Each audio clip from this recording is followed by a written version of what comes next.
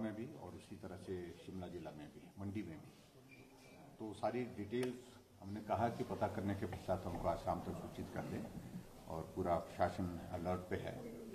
लेकिन मुझे इस बात का संतोष है कि क्षति तो बहुत हुई है, नुकसान कई जगह बहुत ज़्यादा हुआ है, लेकिन कोई मानव जीवन का कोई नुकसान अभी तक जो है वो रिपोर्ट नहीं है। इस तरह से सर, अविश्वास प्रस्ताव बुलाया है विपक्ष ने, काफी जो है हंगामा आज देखने को मिला है। आपकी प्रतिक्रिया? स्वाभाविक रूप से देखिए, चुनाव से पहले का सत्र है और मैं पिछले 25 वर्षों से इस बात को हमेशा देखता हूं कि जब अंतिम वर्ष होता है, अंतिम वर्ष में खासतौर से ये मॉनसून सत्र होता है, इसके पश्चात क्योंकि हमारा विधानसभा का चुनाव का दौर शुरू हो जाता है, तो ये काफी एग्रेसिव होता है और विपक्ष बहुत सारे प्रश्न खड़े करने की कोशिश करता है और उसके साथ साथ में जो लोगों की एक्सपेक्टेशन होती है, जो वर्ग ऐसे होते हैं जिनको कुछ इश्यूज को लेकर के अपनी बात कहनी होती है, वो सब लोग मिलते हैं। तो खास तौर से अब के इस सत्र में कांग्रेस ने जरूरत तो की और वो नियम के मुताबिक किया, उसमें हमको कुछ टिप्पणी करनी भी नहीं है अविश्वास प्रस्ताव लाने की सरकार के खिलाफ। लेकिन मैं देख रहा हूं कि वो सारा का सारा उन पर भारी पड़ता जा रहा है, उल्टा पड़ता जा रहा है।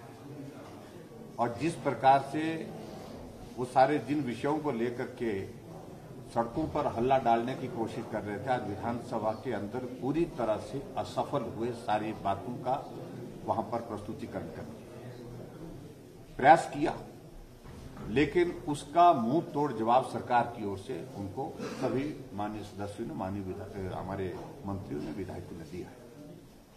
अभी 3 बजे तक उस पर डिस्कशन होनी है, लेकिन मैं कुल मिलाकर के अभी तक के इस दौर में जो फर्स्ट हाफ का जो हमारा डिस्कशन का जो दौर देखा मैंने अविश्वास प्रस्ताव पर, वो कांग्रेस को उल्टा पड़ा है, भारी पड़ा है और उनके ही साथी इस बात को कह रहे हैं कि लाभ के बजाय नुकसान होता दिख रहा है।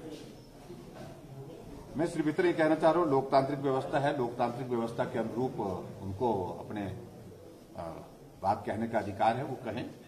लेकिन फिर भी उसके बावजूद सरकार की ओर से मैंने पहले दिन से कहा था, पहले से ही कहा था कि हमने हिमाचल प्रदेश में जिस प्रकार से इन 4.5 वर्ष, पौने 5 वर्ष के कार्यकाल में जो काम किए, कमी रहती है काम करते करते और perfection can never be achieved, तो कहा भी जाता है, लेकिन फिर भी उसके बावजूद बेहतर ढंग से काम करने की कोशिश की है। जिन मुद्दों को अनावश्यक रूप से उठाने की कोशिश कर रहे हैं, उन पर जो है कोई दम नहीं है और हम उनका जवाब देने में सक्षम है। चाहे आपने विधानसभा के अंदर आपने देखा होगा कि ऋण की अगर बात कही, ऋण की बात कही, एक उठता है वो कहता है 70,000 करोड़ का, दूसरा उठता है 80,000 का, तीसरा उठता है 90,000 करोड़ का। यानी कि कम से कम विधानसभा के सदस्य होने के नाते, विधायक होने के नाते जिम्मेवारी के साथ तो कहो। अभी हमारा 65,000 करोड़ से भी कम का ऋण है, ये फैक्ट्स है और ये भी सच्चाई है जिसका मैं जिक्र वहां पर माननीय सदन में कर भी रहा था। अगर परसेंटेज के हिसाब से देखें तो वृद्धि दर इनके समय में, कांग्रेस की गवर्नमेंट में 67% थी और ऋण की वृद्धि दर हमारे समय में 35% है। इस बात को भी उनको देखना, और उनके दौर में तो कोविड का दौर था ही नहीं। हमने कोविड का दौर झेला और कोविड के कारण प्रदेश की इकोनॉमी को बहुत प्रभाव पड़ा, उसके बावजूद भी हमने ऋण को कम लेने की कोशिश की है। और ये भी मैं आपके बीच में कहना चाह रहा हूं कि हम 2021-22 में जो भारत सरकार की जो हमको अनुमति थी ऋण लेने की, उस ऋण लेने की अनुमति से जितने जो हमारी हमारी ऋण लेने की जो हमारी वो जो ये लाइन थी जहां पर हम जितना ले सकते थे, उससे हमने खुले बाजार से 5,384 करोड़ रुपए का कम ऋण लिया, जो ले सकते थे हमने नहीं लिया। हमने कहा जो जरूरत है उतना ही लेंगे, और 5,384 करोड़ रुपए जो हम ले सकते थे ऋण, जो हमारे लिए केंद्र सरकार की ओर से जो परमिसिबल एक लिमिट थी, उस परमिसिबल लिमिट से हमने कम किया है। इस बात को भी उनको समझना चाहिए। ये शोर डालना। दूसरी बात, जिन मुद्दों को लेकर के वो हमेशा बात करने की कोशिश कर रहे हैं, चाहे वो कर्मचारियों के विषय है, बेहतर जो किया जा सकता था हर वर्ग के लिए वो हमने करने की कोशिश की। हमने अपनी ओर से हिमाचल प्रदेश सरकार के लिए कर्मचारियों के तमाम इश्यूज को सॉर्ट आउट करने की कोशिश की, उसमें हम सफल भी हुए हैं।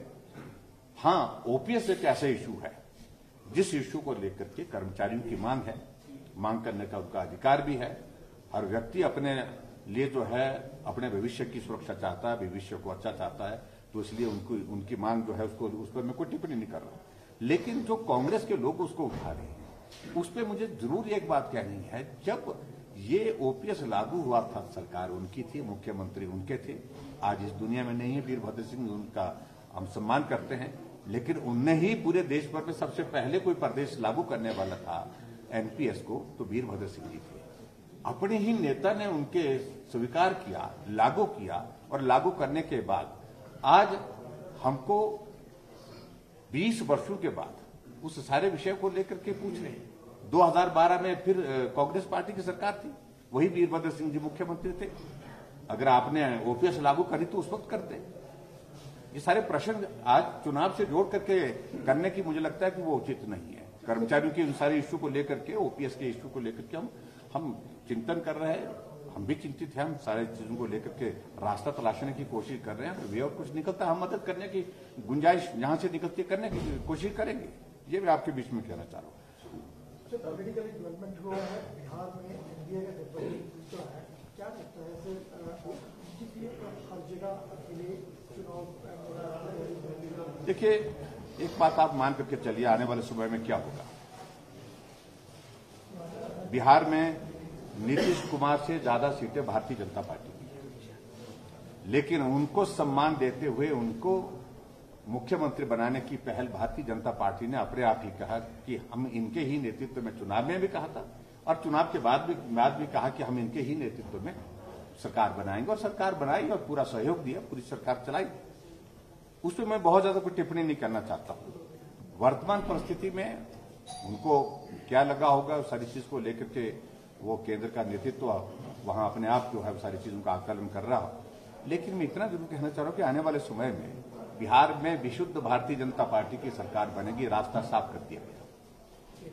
सर, आज की डेट में हिमाचल में मुद्दा है बेरोजगारी और महंगाई। सर, महंगाई देखिए, मैं कहूँ ये मुद्दे सदैव के मुद्दे हैं। कोई चुनाव, जहां से मैं जब से हम भी चुनाव लड़ रहे हैं 25 साल से, कोई चुनाव इन बेरोजगारी और महंगाई के मुद्दे के बिना हुआ नहीं। स्वाभाविक रूप से चिंता का विषय है महंगाई और बेरोजगारी, और ये ग्लोबल इशू है, ये देश का नहीं पूरी दुनिया के इशू है, आज प्रदेश का इशू नहीं।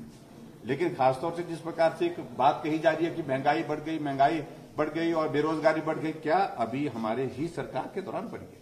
क्या कांग्रेस की सरकार जो लंबे समय सत्ता में रही, बेरोजगारी उसका कंट्रीब्यूशन नहीं है कि उनके दौरान बेरोजगारी नहीं बढ़ी?